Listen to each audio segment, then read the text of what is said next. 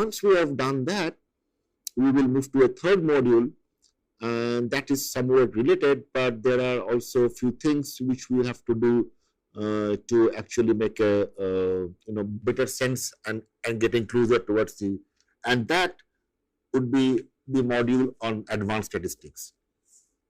Now, in advanced statistics, three important things which you are going to learn.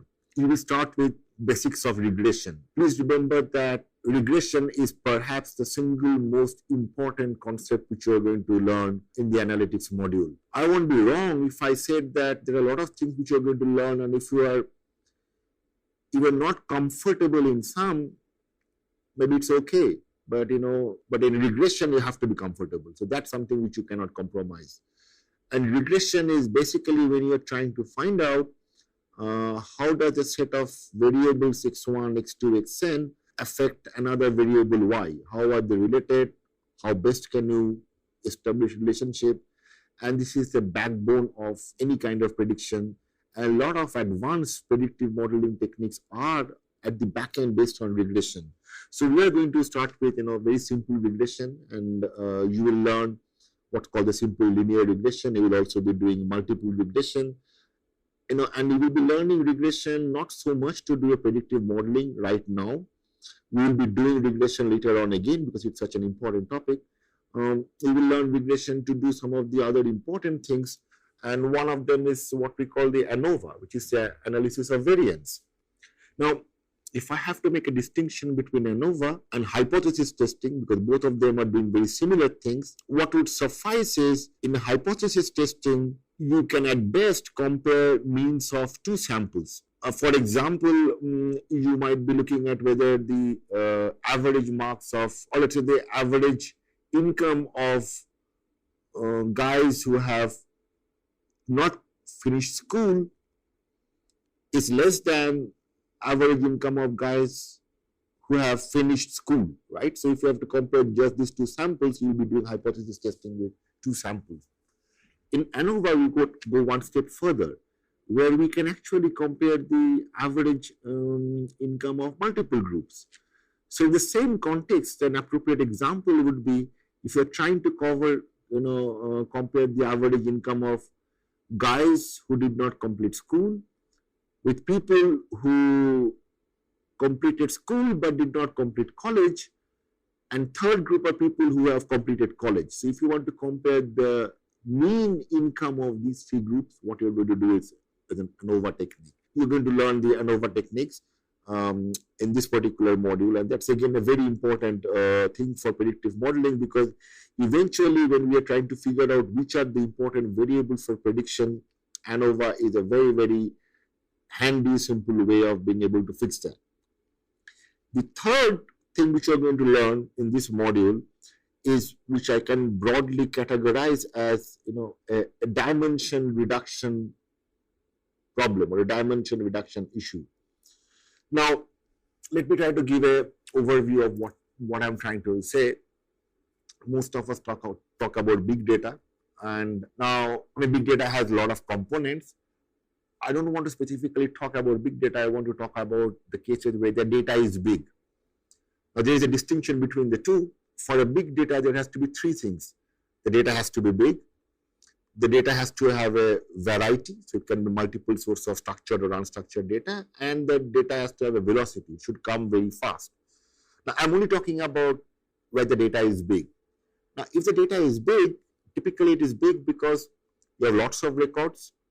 You have maybe 10 million transactions done on a credit card, and you probably have 100 fields. So you're basically looking at a data size which is 10 million cross 100. Now, working on the data can become very cumbersome, and you might not be able to get anywhere. Now, one of the things people do is to see if I can reduce, instead of 100 fields, can I reduce those fields to a much smaller set, maybe 14 or 15, then it becomes tractable. Now, how do I reduce from 100 to 14 or 15? The kind of techniques which we use is something which you're going to learn in this particular portion. You're going to learn about factor analysis. You're going to learn about principal component analysis. And these are extremely important to be able to combine variables to create a single variable, preserving the necessary features of the variables so that it becomes very handy when we are trying to do an analysis which especially involves a large dimensionality problem. Now, with these two modules of understanding the data, we would be in a good position to be able to now analyzing the data and learning the various algorithms of predictive modeling. And we're going to do that next. So the modules 4, 5, 6 are on data mining, predictive modeling, and the time series respectively. So let's start with data mining. So the next module is on data mining. Now, we have talked about supervised and unsupervised learning. We are going to start first with unsupervised learning. And apart from cluster analysis, which I had given a very brief overview of, we are also going to do association rules, which some of you might know it as market basket analysis. What we do there is, I'm sure many of you buy things from Amazon or Flipkart, and you often get to see the sticker that people who bought this also bought that. Now, this is basically what we do in the market basket analysis. We try to find out what are the kind of things which people buy together. It doesn't mean that if you buy A, you will buy B, but you try to only explain that A and B are bought together. So this is often helps in target, and that's what we will be doing in the market basket analysis as part of unsupervised learning. Now, if I come to supervised learning, I should be ideally making a distinction within the cross section, which means without any time playing any role, in two distinct kind of things. One is a continuous response model, and the second is a classification model. Now, a classification model is, or a classification algorithm is when we are trying to classify the observation into one group or the other, or maybe multiple finite groups. For example, we want to classify population into who is going to buy, who is not going to not buy, or who is going to default or not default. It could be just binary classification. It could be multi-classification. For example, we can classify individuals into who is going to buy a red car, a blue car, a black car, or a white car. So these are all classification techniques. And then there is another technique in the supervised learning which is called the continuous response model. Now in the continuous response model, we are not trying to predict whether you belong to one category or the other category. What you are trying to predict is a continuous value. For example, you're trying to predict what is going to be the GDP growth rate, okay? Or you're trying to predict what's going to be the marks obtained by a particular student, or what's going to be the sales forecast. So what you eventually predict is a continuous number. That's why we call it a continuous response model, okay? Now, in the data mining, we are going to primarily do the classification techniques, and we will use one of the most popular ones, which is the decision trees. Decision trees are an extremely important part of predictive analytics. We are going to learn the various things like the CART, the CHAID. Essentially, the idea behind decision trees is to find a set of rules that if this happens, then that is more likely to happen. So that's what we're going to do in decision trees. For example, we might end up saying that, if I have to predict who is going to default, I will go this route that if the person is above 50, then he will not default. But if the person is below 50, then if the person is male, then he is likely to default. And if the person is female, then she's not likely to default. So that's typically what a decision tree is. And that's what we will be learning in this portion. Developing on decision trees, what we will be doing is a very popular technique which is called the random forest. Now, if decision tree is a particular branch which we are trying to explore, what we can do is we can look at the data and we can randomly pick up sets of data or subsets of data, and then we can create multiple decision trees. Now, if a particular rule is a good rule, then it must appear in if not all, but in most of the decision trees, right? So if the rule that if you're above 50, then you will not default, and if you're below 50, then if you're a male, you are going to default, and a female, you are not going to default, then this rule should be present in maximum number of trees which you have made out of the data. Now, how do we identify the trees? Purely randomly. The eventual analysis based on all this collection of random trees, because it's a collection of trees, we're going to call it a random forest. And we're going to learn how does one do a random forest. The third classification algorithm we're going to learn is what we call the linear discriminant analysis. Again, it is going to use a very, very simple technique. You're going to look at the data and say that, if the data can be partitioned into two groups or classified into two groups, then it must satisfy two important things. One, within a group, the data should be very close to each other. And across the group, the data should be very different from each other.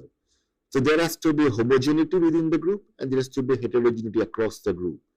So what we'll be trying to do is we're going to probably draw a line which is going to separate the observations so that we can see the lines above the observations as a particular group, lines below the observations as another group.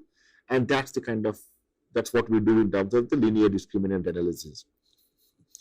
Just like random forest is an advanced technique on decision trees, so does LDA, or linear discriminant analysis, which is an advanced technique, and that's called the support vector machine, where we are probably going to look at a multiple kind of lines and try to figure out what is the best kind of line.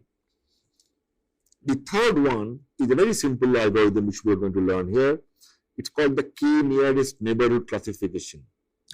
Let me explain what the KNN classification is. It's actually very simple and very intuitive. It doesn't require a lot of calculation. It doesn't require to calculate the variance or the covariance. It just goes like the following. That if I want to predict whether a particular individual is going to default on a loan, then I will identify the nearest neighbors of those individuals. Now, when I talk about the nearest neighbors, what I mean is I will identify 4 or 5 dimensions. I will create what is called a distance function. And on the basis of the distance function, I will try and find out who are his neighbors. And then I'll pick up odd number of neighbors, and you will see why odd number has to be picked up. And suppose I pick up only one nearest neighbor, which means that the person who is closest in terms of the distances. And if I find that person has defaulted, then I'm going to say this guy is going to default. And if I find that person has not defaulted, then I'm going to say this guy is not going to default. Now, obviously, one observation or one nearest neighbor is not a good idea. So what I will go is probably try 3 nearest neighbors. Now, if it's 3 nearest neighbors, then I will find out what's the majority rule. If 2 or more guys have defaulted, then it's fine. Then I'm going to assign default. And if it is not, then I'm going to say not default. So this is basically a very simple technique based on this distance function followed by counting the neighbors and then finding out what is the majority going to do. Now these are the simple things which we are going to learn in the data mining. Apart from the unsupervised learning with which we are going to begin the module, we are going to do these 3 these basic classification techniques in terms of decision trees, the random forest, the LDAs, these SVMs, and the k-nearest neighborhood. What we will do next is, after we have done that, we'll get into the predictive modeling. Now, when we do the predictive modeling part, we are now going to revisit the regression all over again. And in this module, we are going to look at 2 important things. In fact, 3 to be precise. We are going to revisit the linear and nonlinear regression. So, and we will be doing that to do the predictive modeling, and that's the continuous response model, the linear regression.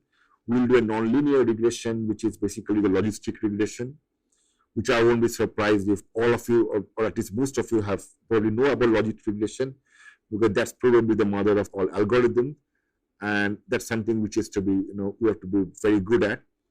So those are the regression-based techniques which we are going to do. So solve the continuous response model. which is the linear regression, also solve the classification problem using the nonlinear regression or the logit model.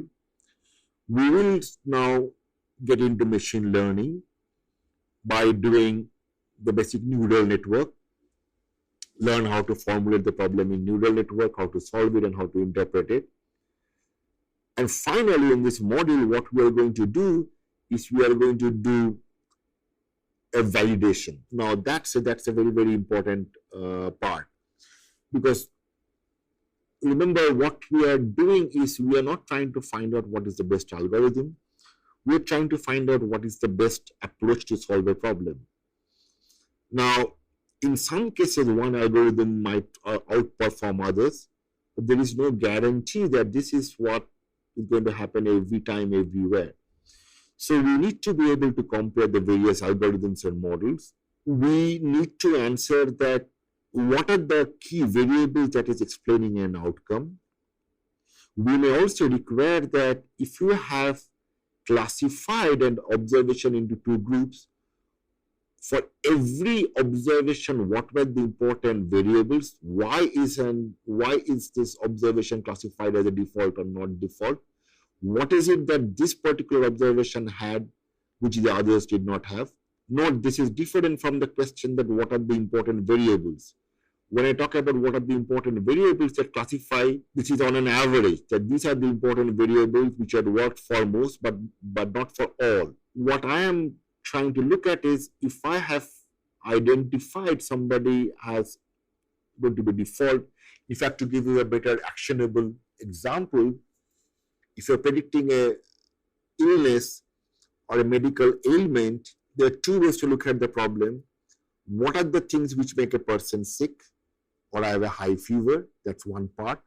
The other question is, if a person has a high fever, what are the things that went wrong? So both are important for an actionable insight. So we have to learn this particular part. We will be learning the validation techniques in terms of, how do I play with the data, repeated sample.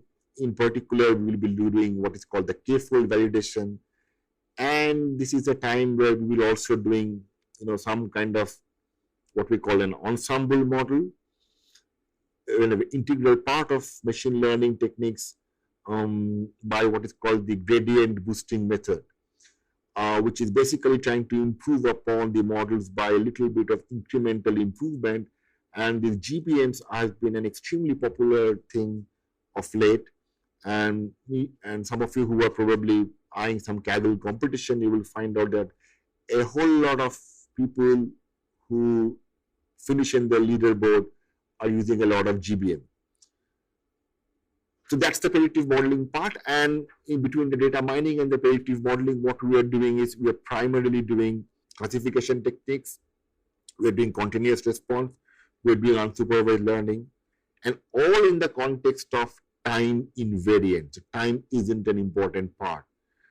The data might have time component, but time doesn't play a role. The last module in the program is when we are going to do the time series part. Now, when we look at the time series part, we need to be very clear about two particular things when we are looking at time. One, where the time frequency is not very high. We are probably working with a weekly data or maybe a quarterly data. So essentially what we are more interested in is trying to find out the seasonality effect, the monthly effect, and we're going to learn various tools and techniques. How does one handle that? So it is really trying to forecast the seasonality part, those patterns, and getting it right.